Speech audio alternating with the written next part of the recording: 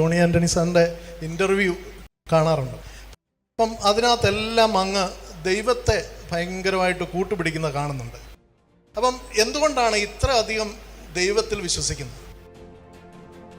വളർന്നു വന്ന സാഹചര്യം, ഞാൻ പറഞ്ഞില്ലേ, അത്ഭുതങ്ങൾ മാത്രം നമ്മൾ കണ്ട് വളർന്നേക്കുന്ന ഈ പറഞ്ഞ ഓരോ ദിവസങ്ങളും മാതാപിതാക്കൾ നമ്മൾ കുഞ്ഞുനാൾ പറഞ്ഞപ്പോൾ വീട്ടിലൊക്കെയാണ് എൻ്റെ ഒരു വിശ്വാസപ്രകാരം വൈകിട്ട് കുരിശ് വരെ ഉണ്ടാവും, പ്രാർത്ഥനയുണ്ടാവും. പിന്നെ അവർക്ക് ഒരു ആശ്വാസമുണ്ടാവും.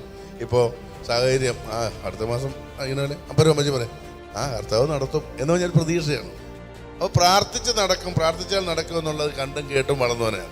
പിന്നെ എൻ്റെ അനുഭവത്തിൽ ഞാൻ പറയട്ടെ, എനിക്ക് ആരായിരുന്നു കൂട്ട് ഒറ്റയ്ക്ക് ഇരിക്കുന്ന സമയങ്ങളിൽ മദ്രാസിലൊക്കെ പോയിട്ട് നമ്മൾ ദൈവത്തോട് മാത്രമായിരുന്നു സംസാരിച്ചുകൊണ്ടിരുന്നത്. അപ്പം എൻ്റെ ജീവിതത്തിൽ ഞാൻ അത് ഇടയ്ക്കിടയ്ക്ക് പറയുന്നതിൻ്റെ കാര്യം എന്താണെന്ന് ചോദിച്ചാൽ, എൻ്റെ മനസ്സിലൊരു കാര്യമുണ്ട്, നന്ദിയുള്ളവരായിരിക്കണം നമ്മൾ.